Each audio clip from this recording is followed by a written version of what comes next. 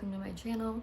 I have not been posting very consistently for the past couple months, but that's fine. Oh, immediately oh, okay. We're gonna have a time, I think, today. Hi. I haven't been posting consistently for the past couple months. I've pretty much just gone to a schedule of posting whenever I feel like it or whenever I have an idea, because I don't read as consistently as I used to. I have a job and I also am in university. Athena. No. So it's kind of hard, but I do try to post, and I'm going to try and post more in the future. So hopefully that'll happen. Who knows? So today we are covering my physical TBR, which is the books that I plan to read that I actually have physical copies of. So I just kind of wanted to show the collection of books that I do have that I'm planning on reading, and my reasons for not reading them yet or for putting them off for a little bit. And I thought that would be an interesting video, so let's get started. The first book I have on my TBR list is Jade City by Foundryside. I have been planning to read this book for a long time. I only picked it up recently. I picked it up while I was on a camping trip, which is how I picked up Gideon the Ninth too, so camping books are usually a good sign for me. But I did really want to read this book because I've heard so many amazing reviews about it, and you're gonna hear Athena in the background. And everyone who's read it has said it's really good and really immersive and beautiful, and every review that I've seen by authors, or not authors, reviewers that I really respect have been like 5 stars. So I'm quite interested and I'd like to see where it goes. The next book that I have on TBR at the moment, and this list is in no particular order, it's just kind of what I feel like putting on the list. Anyways, it's Sleeping Beauty by Stephen King and Owen King. I actually picked up this book by accident. I was planning to get the Bizarre Bad Dreams, and they have similar covers in a way, like very similar color schemes. So I had looked at this book, didn't really think, and was like, oh yeah, that's that short story collection that I wanted to read, and just picked it up while I was in a thrift shop. It's not exactly the book that I wanted, but I will get around to reading it eventually because I am still curious about it. I'm just not putting it near the top of my list. It's not something I really want to read right now. Lullaby for Witches is a book that I got in a unplugged book unboxing. I do have the video for that one up on this channel. I am quite excited to read this one. It's fairly short, and I could see myself really enjoying it. But you're gonna hear stuff. And I could see myself really enjoying it. I love the witchy style. I think a lighthouse or a haunted house near a lighthouse is... Oh wait, no, that's not a lighthouse, that's a clock tower. Anyways, haunted old houses, really interesting, and I really like the vibe of that. Also, the author of this book is an archaeologist, which is what I'm studying to be, so I thought that was cool. The next book on this list is a memory called Empire. I found this book by accident when I was at a thrift store, or by chance, I guess, not really by accident. I wasn't looking for it, but then I just kind of walked into the book section of the thrift shop and I was like, oh, I wanted to read this book, so I have it now. And that's kind of great because I don't want to pay full price for books right now, especially because this is almost $40 in Canadian. So I have a hardcover edition that I got for like $3, and that's just very nice to me. So I'm really glad I got it. I'm excited to read it because everyone who has recommended it to me because I read Gideon the Ninth, which is my favorite book of all time. Obviously. I'm excited to read this if people are recommending it to me because I read Gideon the Ninth. The next book I don't have a physical copy for because the only reason I'm not currently reading it is because my mom is reading it. So this is In the Dream House by Carmen Maria Machado, and this is a book that I have been excited about for years and I have been looking for everywhere, and I actually found it on the camping trip that I was talking about earlier, where I also got Jade City.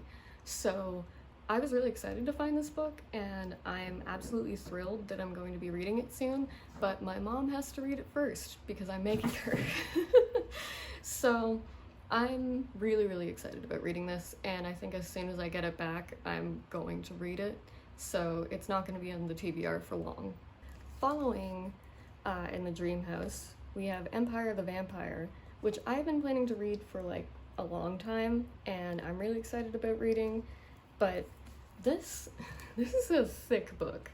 I would need to put off a whole lot of books to get through this book, and I do plan on doing it because I really am curious about it, and I'm in love with this edition, and I just want to see like what this book's all about. But at this exact moment, the idea of putting a ton of time into a very, very thick book like this kind of stresses me out, so I'm just not reading this yet. But eventually, I will get around to it because I am very excited about it, and I think it'll be really good. So on my physical list, I suppose, for books that I'm planning on reading in the next couple months, Shadow of the Gods is probably near the top. I pretty much plan on reading this book immediately, cat. Immediately after reading, or finishing the Broken Earth trilogy. So this is the next series that I plan on reading because I think it looks awesome, and I love Norse theology and mythology, and I love everything about like the vibe of this cover has stunned me since I first saw it. So I'm extremely excited to start this book, and it's also thick. Not really intimidated, I just realized I have to take a bit more time for this book than I normally would. So I'm excited. It's probably going to be the next series that I read, so expect some content on the Broken Earth trilogy and then eventually on Shadow of the Gods. City of Dusk by Tara Sim is another book that I got in an Unplugged book box unboxing video, and I don't actually know if I did an unboxing video for that one, but I am very interested in what this book is about. I haven't heard much about it for the amount that it's been advertised everywhere, which kind of concerns me. Most of the reviews that I've seen have been like 3 stars, so I'm not putting it near the top of my list, where I'm just kind of trying to read for fun right now, but it is on my list and I am very curious about it, and I think the cover design is absolutely beautiful, and I'm very excited to see if the insides match the outsides. Caliban's War is the second book in the Expanse series by James S. A. Corey, and I read Leviathan Wakes a couple months ago and I was really impressed by it. But in the months since I've read it, it's lost its touch to me, and I'm a little more aware of its flaws. But I am still enough of a fan of the first book that I think I'm gonna give the second book a try and just see if the characters get better, because I found the characters in the first book were very weak and I did not really enjoy reading about them. So I wanted to see if in Caliban's War that improves, and if not, I'm probably not going to continue with the series. But who knows, maybe they improve a lot. Another book that I got during my camping trip, where I got in the Dream House and Jade City, is Foundryside by Robert Jackson Bennett. I have actually never really thought about getting this book, and then I just kind of saw it on a display shelf in the store and I was like, that kind of looks really cool. I love the cover. So I picked it up and I read the back and I thought it sounded awesome. So I'm definitely planning on reading this soon. I believe it's a part of a trilogy. Yeah, it's the Founders trilogy. So I do plan on reading it fairly soon. Hopefully I will get in the Shadow of the Gods and the Founders series before the end of the year, but I also have to read Fury Flame?